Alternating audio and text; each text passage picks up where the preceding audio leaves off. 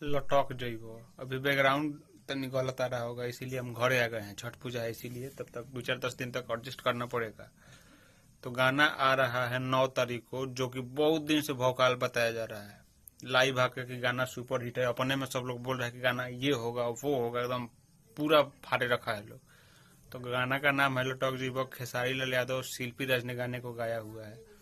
तो गाना कब आएगा पता है सब किसी को, यानी कि 9 तारीख को गाना आएगा बोका म्यूजिक से।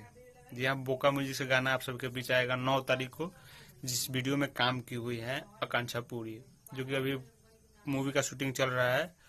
और उसके बाद भी मतलब पहले ही शूटिंग कर लिया गया है बोका म्यूजिक के लिए ये एल्बम, और ये गाना बहुत जल्द आप सबके बीच आएगा।